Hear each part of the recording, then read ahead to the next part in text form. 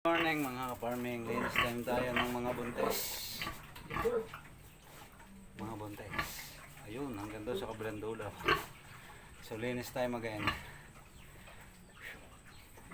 Ready ang mga gamit. May langgam. So linis tayo guys. Cleaning tayo ng ating mga alagang inahing buntes. So napakararami nila at matudungis. Kaya nga kailangan ko na maglinis.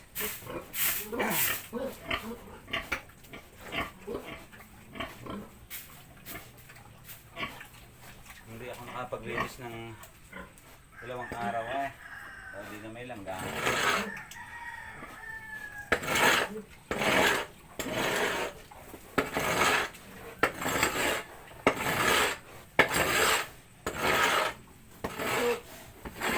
Ginagamitan ko nito para mas mabilis makahig ang kanilang pupo. Hoy, hindi ka pa eh. Dora. Ang igasaltik ang ngayong buntot.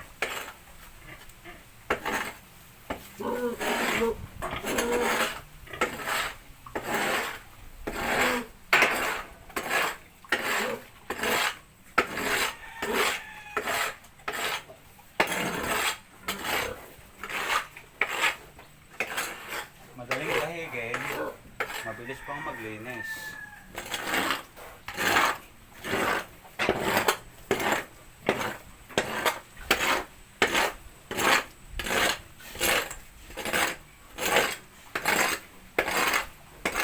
At said na said.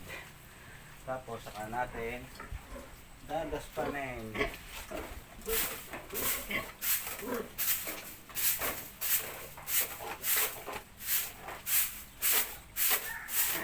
Linisan muna natin bago paliguan para hindi maglaho. Tapos itong pupo, lalagay lang natin sa puno ng mangga para na ring pataba. Aw, bigat dahil pupo.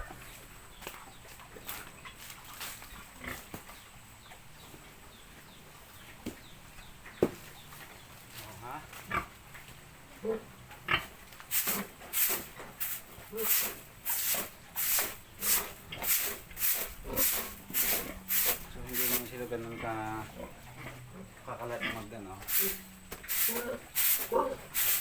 Dahil ng kulungan. Huwag maligalig. Kayo na nga nililinisan, nagliligalig pa eh. Hindi ka kayo presko.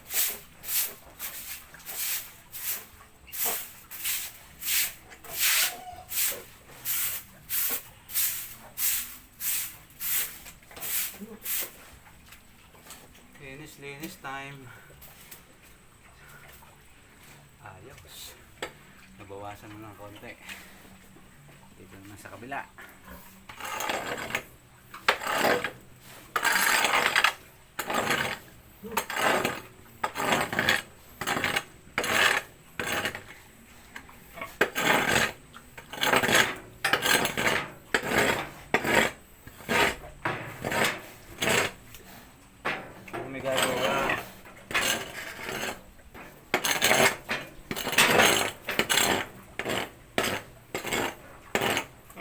Mamaya ka humiga pag nawalasan na kita.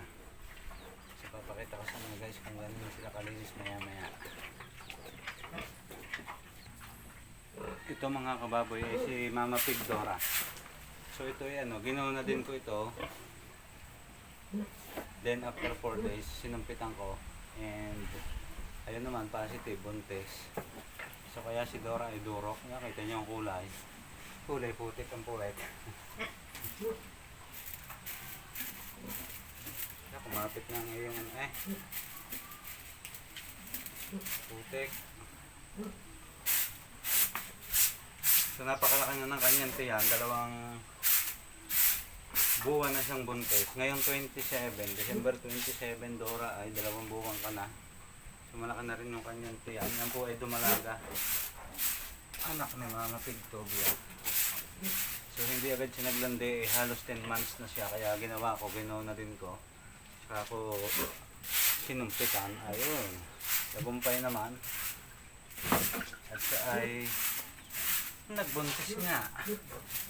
So inaasahan na lang natin na magbiit siya ng madami-dami. Kasi parehong artificial yon. Ang go na din ay artificial ng hormone cycle ng baboy. Tapos AI. Tinaray ko siyang magbulugan pero ayaw niya kaya sinumpitan ko na lang siya. Ayaw naman si Bae na malaki ang tiyan. Ito yung unang mga anak. Tapos yung mga iba doon ay next year. January and February. Yan, sunod-sunod silang anak lahat. Mauna lang ito si Bae. So, unahin ko muna silang linisan dalawa bago yung iba. At yun nga pala, konting kalaman tungkol sa go na din natin itinurok sa kanya. So, sa ating mga kababoy natin dyan. So, hindi lang itong si Dora ang naka-experience ng ganon. So, yung aking mga bakto ay tumatawag sa akin yung may-ari. Kasi after kong mag-go na din, sinumpitan. Tapos, after 1 month, siniko, lumaki na yung tiyan. Pero naglalandi pa rin. Kagaya ni Dora ngayon, ayan o, pagang-paga yung kanyang ano. Tapos namumula, saka nagkakayat. Pero positive na po siyang buntis. Malaki na kasi ang kanyang tiyan. Nagkakaroon na din ng malagsak yung kanyang dede. Kaya yun ang aking bagong kaalaman sa ngayon. So yan ay on monitoring pa rin ako. And then, bagong kaalaman. So gusto ko mapatunayan kung ganun ba talaga ang epekto pala nung go na din yung ating hormone cycle ng baboy na hindi naglalandi. So, nung maturo ka ng unang beses, unang araw, 4 days, sinumpitan ko. Tapos alam nyo, after ng 1 week, naglalandi na ulit siya. Pero hindi ko na ulit sinumpitan kasi naisip ko, nasumpitan ko na. And after 21 days, medyo napansin ko, after 2 weeks, lumalaki na ang tiyan niya, nagkakamilik siya. Ay naglalandi pa rin at hanggang sa umabot sila ng 42 days, kagaya ni Jengay, saka nito si Dora, si Kinis, yung ating mga Bakto project na ini-echo tapos sinumpitan. Ganon din ho. Ay, bastos. Palakas pa ng ano mo Dora ah. Grabe ka Dora Box ah. Pumatot si Dora Box. Bahaw. Ay pero inyo naman ay 42 days na. Gaya ka nung si Jengay, binisita ko, mapanood nyo sa akin short video. Ay napakalaki na ng kanyang tiyan, almost magtutuman sa kagaya nito, paga pa rin, naglalandi pa rin. So, siguro ang baboy walang pakaramdam ng time na yun na sinumpitan sila after 4 days na maturukan ng go na din. Kaya yun ang aking pinagbabasihan. Kaya sila ay naglalandi pa rin, talagang standing hit sila. Siguro dahil epekto ng go na din, pero buntis na. So yan ang bago nating kalaman. Mapapatunayan natin yan pagka sila ay 3 months. Papakita ko sa inyo kung lumaki na ba talaga ako nandiyan at buntis. At yun ang aking natutunang experience. Na pag tinuro ka ng go na din, pwedeng maglandi kahit positive na buntis. Baho ng utot mo Dora. At yun pala mga kabarming, based on my experience, ito kwento ko lang sa inyo, based on my experience, ito kagaya nito, sumpit, ito bulugan,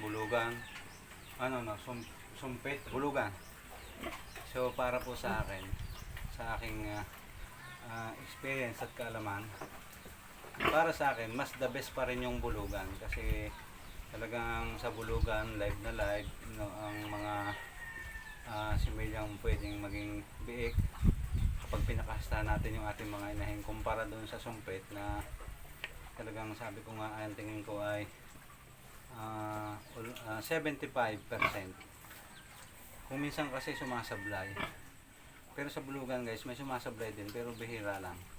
At dun sa pagbubuntis ng baboy, kapag nilabas na nila yung biik, based on my experience again, ay mas matatag yung immune system ng biik na nagmula sa bulugan talaga. Kumpara sa sumpit na biik. Ganun po ang aking experience at yun ang aking konting kalaman na gusto kong i-share sa inyo. Kaya kung meron kayong mga alagang inahin na may bulugan, pwedeng mapakastahan sa bulugan, gamitin nyo bulugan. Tapos kaya naman ako nagsusumpit, ito yung mga ayaw nga sa bulugan.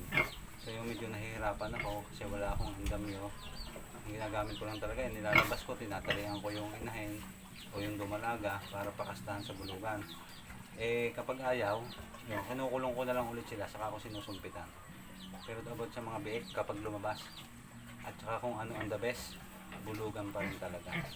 So male bore pa rin tayo, lalaking baboy. Yung talaga bihirang sumablay, immune system ng mga biik, malaki po ang pagkakaiba. May experience yan. Siguro experience din po yan ng iba. So yun naman po base lang sa akin na naranasan at na-monitor sa mga pagbababoy. So hindi para tayo ganyan kadaming kalaman. So yun ay share experience ko lang. So yan. Linis na silang dalawa. Kaya lilipat na ako doon sa kabila. So ayan, isunod naman natin ngayon si Takaw. Ito si Mama Pig Takaw. Si Dora, si Bait, si Takaw. Studia, si Wana. Unahin ko muna dito sa kabila si Takaw. Si Takaw na buntis na rin. Sumpet.